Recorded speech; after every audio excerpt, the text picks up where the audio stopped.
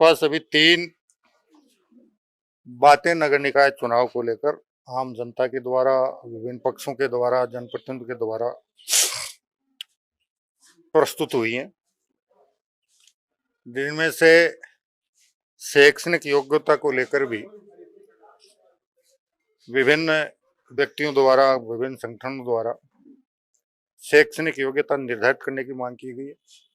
दूसरी तरफ बहुत से बड़े तबके ने इस मांग के विरोध में भी हमें लिखित शिकायत प्रस्तुत की है। दूसरा, निर्वाचन की प्रक्रिया क्या हो, वर्तमान प्रक्रिया रखी जाए या सीधे निर्वाचन करवाया जाए, उसको लेकर भी विभिन्न व्यक्तियों, विभिन्न जनप्रतिनिधियों द्वारा अपने सुझाव हमें मिले। और तीसरा, संतान संबंधी प्रतिबंध को लेकर हमारे सामने विभिन्न पक्षों द्वारा अपने प्रस्ताव रखे गए हैं।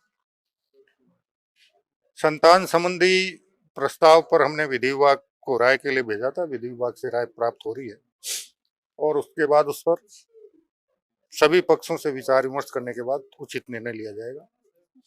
शैक्षणिक योग्यता के संबंध में भी कुछ लोगों की मांग है कि शैक्षणिक योग्यता निर्धारित होनी चाहिए। एक बड़े तबके की मांग ये है कि कोई शैक्षणिक योग्यता निर्धारित नहीं की जानी चाहिए। उसके पीछे उनका तर्क है कि जब बड़े चुनावों के लिए शैक्षणिक योग्यता की बाध्यता नहीं है, तो छोटे तबके के लोगों के, छोटे निर्वाचनों के लिए निकाय और पंचायत राज में ये बाध्यता क्यों लागू की जाए।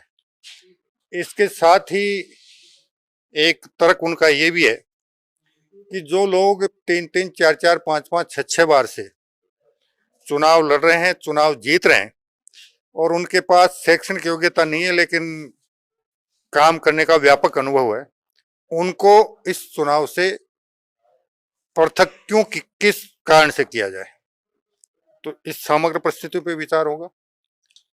और उसके अलावा जो चुनाव जिस तरह से हो, वर्तमान प्रणाली से हो या सीधी प्रणाली से हो, ये भी दोनों पक्षों की मांग आई हुई है। और पिछला अनुभव ये कहता है कि जब हमने सीधे चुनाव करवाए थे, उसमें जो बोर्ड बना, पार्षद बने, वो अलग विचारधारा के बहुमत के बन गए और जो चेयरपर्सन बने वो अलग विचारधारा के बन गए और पूरे 5 साल वो आपस में खींचातान करते रहे और विकास उससे बाधित हुआ।